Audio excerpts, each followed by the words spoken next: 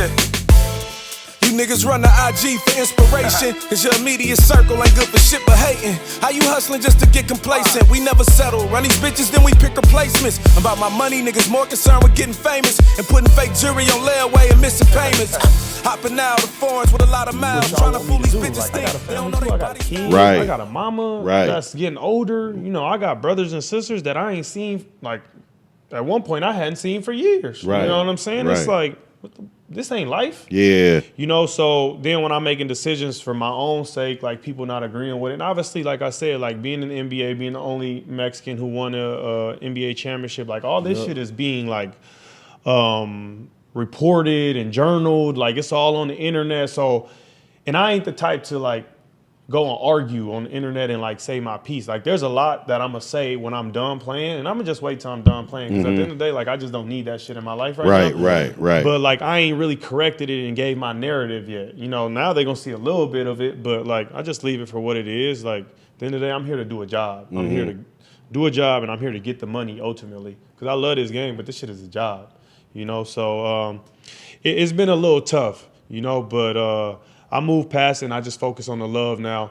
And, you know, a lot of the little kids, like I would say from like the age of like 6 to like 20, like they love me. I'm their hero. And I focus on that because that's cool. You know, now that's what matters the most anyway. And they move the needle. They're the ones buying the jerseys, buying the games, telling their parents to do this. They're the ones going to evolve the whole culture. But with so much money being made outside the NBA, like whether it's overseas, wherever you playing at, it's so many different options now. What do you say to the player that's like don't want to give up, that's passing up on real money because the idea of just actually playing in the NBA, I just want to play in the NBA no matter what. Even if I'd rather hang around the G League than go overseas to give me, I just want an opportunity to play. Yeah. You think at this point that's still a thing, or like should cats be like, no, you should go get this bread. It's about getting the money. It ain't necessarily about just being in the league, but a lot of cats still just want to be in the league. Right.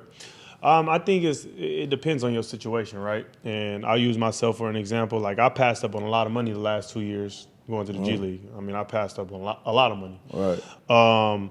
But I did it because, one, they had a team in Mexico City, and that was like more fitting for my situation in regards to like off the court and for me to continue to grow my brand, because I'm also thinking down the line too. Like when they put an NBA team in Mexico, like I'm trying to figure out how can I be a part of this? Right. You know, when the sport grows, because the sport is like in very premature stages right now in Mexico. Right. When it grows and there's academies and there's a shoe and there's this and there's that, like how can I be a part of this?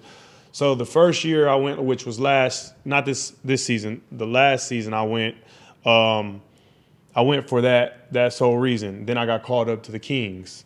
I got called up to the Kings. I was hurt. I got hurt, and then they waived me. So then when I had surgery, and in my mind, this season that just passed, I'm like, well, I'm still an NBA player. I know I can hoop. You know what I'm saying? I just need the opportunity. And so I decided to go back to the G League again, which maybe sometimes I feel like, man, I should have just went over to Europe and got the bread, because I already did everything from a checking the box standpoint. Like I done made it to the league. I did it at the crib. I won a championship. Like let me go get the money. But I decided to go back.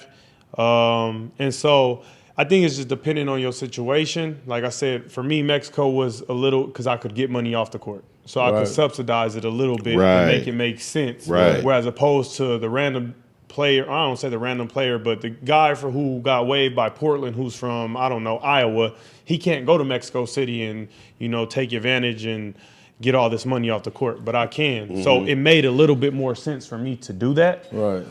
And that's why I decided to do that. But from a blanketed statement in the grand scheme of things, like, don't pass up on the money. And that's one thing I've learned, you know, I'm going on my 11th year playing pro, being 32 years old. Like, you can't pass up on the money because it ain't always going to be there. Though. Man, big time. Thank you. Coming out of Oakland, man. Hell yeah. I appreciate you saying that too, because I heard you say that before in the interview, that going to take the less money, but end up getting the opportunity, and all shit just started aligning. It wasn't like it was a perfect route to this happening. It just started aligning for you. But going a little farther back, right? I want to talk about your early years in the town, right? And I heard you speak about the 86 Boys Club. Yep. Right? Well, I'm from 85th, so we say the 85th Boys Club, right? So what was your experience like there? Like, was it like, who was the people there working? Was it like Stick? Stick. So yeah. Stick was Rest working in there. peace to Stick, Rest in yeah. peace, Stick. Like, so I know what type of kid you were because growing up at that boys club, we didn't call fouls. Right. Like Stick didn't allow us to call fouls. So like Stick and Mika and all those guys working up there, what was that like? You know what I'm saying? Because that's the neighborhood boys club, right? And from there you can only go San Leandro or High Street, right? And so what was it like just growing up in that neighborhood? I'm sure you walked down East 14 so many times just going there and shit. You know, at that age, I didn't really even understand the neighborhood I was walking through. Like, I really didn't. I had no idea. I was just a kid. Like, I'm just going to the gym. And literally, I'm walking through a war zone every day. Right. But it was fun, though. Like, I'm appreciative of my childhood. My childhood was incredible. I made a lot of friends there. I got a lot of experiences there. And honestly, I think it really just molded me to who I am. I think that's why I was able to make it to the NBA. I think that's why I'm successful, or you know, in my eyes, successful. I think that's why I have been able to achieve all these accolades that I have been able to do. That's why I've been able to go, you know, way off to Marquette and really, you know, thug it out. I had a tough time at Marquette. And also, I think that's why I play the way that I play. Like, you growing up there, like, one, you got to be tough.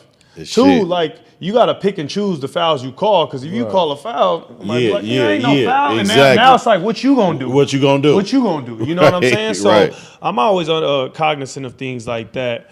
And so that's why I just became a tough player. Like, you play through this shit. Like, you know, like I said, I got a lot of great experiences playing indoor soccer there, basketball, obviously, having sleepovers at the Boys is and crazy Girls at the Club. Boys Club. Yeah, like, you know, we used to play dodgeball with the lights off in the gym. Just, you know, great memories, man. Like, I wouldn't trade it for none. You know, going back between there and the EOYDC, it was just incredible. Like I said, you don't really see that no more. Like, driving around, parks is empty. You know, people charging to get in the gyms now. Like, you can't even go hoop at a gym no more. Everybody got a trainer. Everybody got a trainer. They charging. Like, you can't even just go have fun no more. You can't even go play pickup with your homies no more. Like, so, I mean, I'm just glad that I was a part of, like, the last generation that was doing that. Because that's real fun. That's where you really learn the game. That's really where you pick up on your P's and Q's. Like, that's really where you learn how to, like,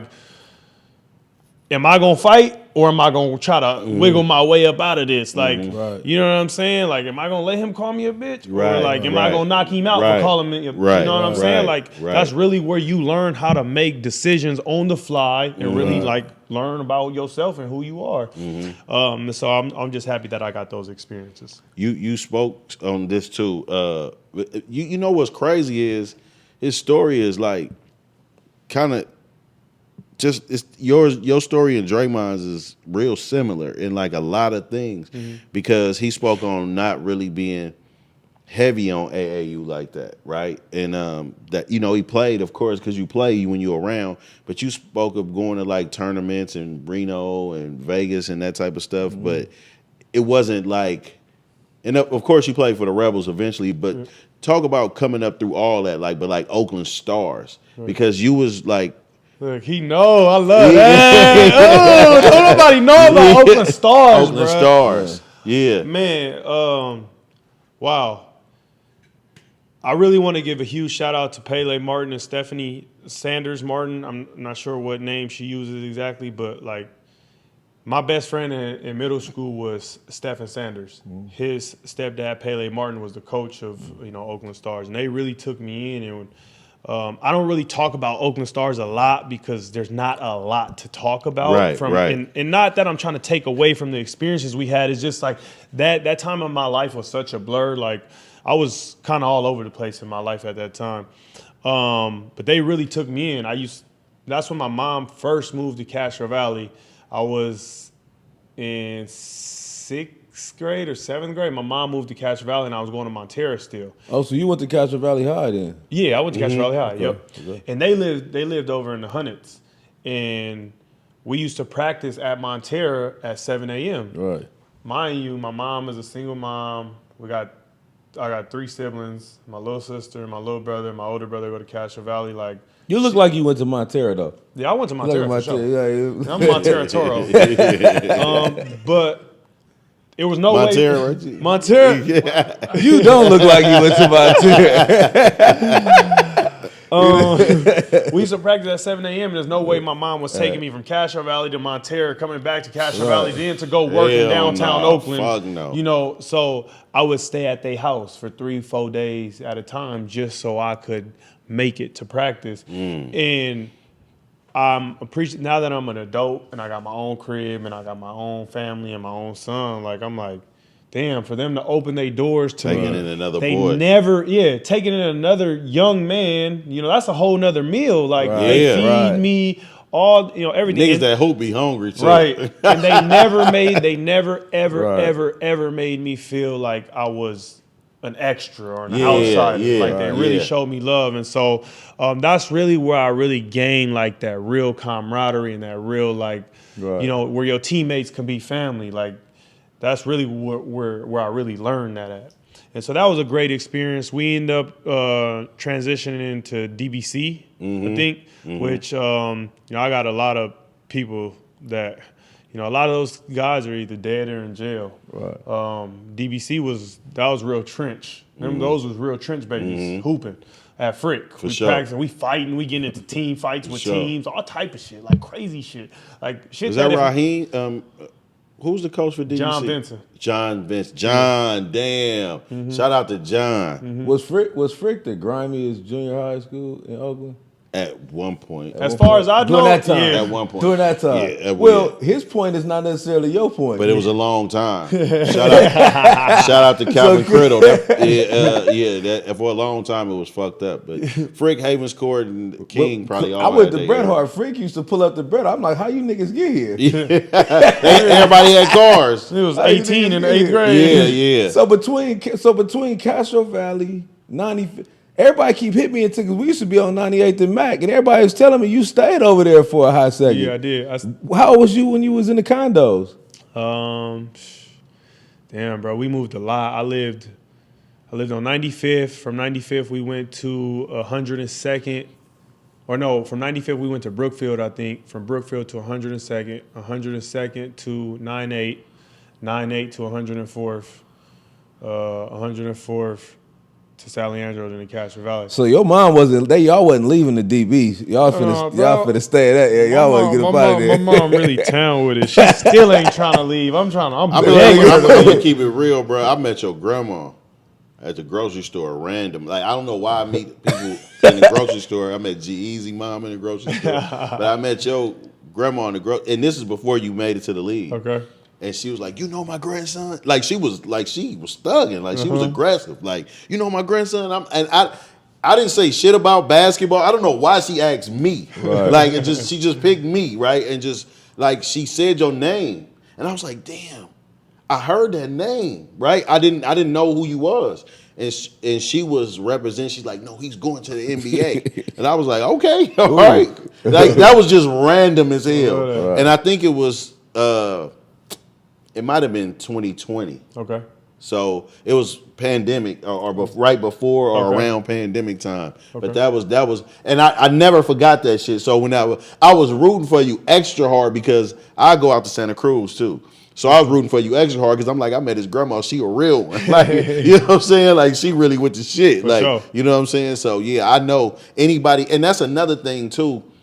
When you were speaking of the ethnicity side of it earlier, it's like, I know who you really are because of shit like that experience. Like, that was a real Mexican lady. Exactly. Like this, like, you know, he comes out of this. My grandparents, immigrants. Yeah, see? Say that, man. That's what I'm saying. Straight like, from Mexico. So you being from, because there's this other thing about, not only are you of mixed race, but even for Mexicans that's from Northern California, there's this thing about being less authentic than people from Southern California. Like, you know, they feel like they got a stronger connection to Mexico being it's right closer. there, yeah. Right. Which is not necessarily true at all, right? But we blend cultures up here. Right. We don't separate. So And I think that's why people say it, right? yeah. And, you know, I don't really take it personal when people say like, "Oh, I wouldn't let my Mexican daughter date a non-Mexican dude." Asian people do it, Indian Right. people do it, white people do it, even Black black people people do are it. pro-black. For sure. Like, I told Blends, I said, well, I wouldn't say nothing to my daughter for dating a Mexican, but I would say something for her dating a Mexican gang member though. So okay, my feelings are mutual with Lefty. right. Not with Mexican people, but with Lefty. Okay. Right? So somebody else might not mind that. Right. But you happen to be a Mexican gang member. So Right. no, I wouldn't want my daughter to date you neither. Right. You know what I'm saying? Your reasoning may be in our eyes less moral. It may be more immoral because of gang or racism is attached to it. And my thing is gang. But what it ain't you no do. different than what Dr. Umar be on. The same shit. Well, I think his thing is more of like procreating versus being separate.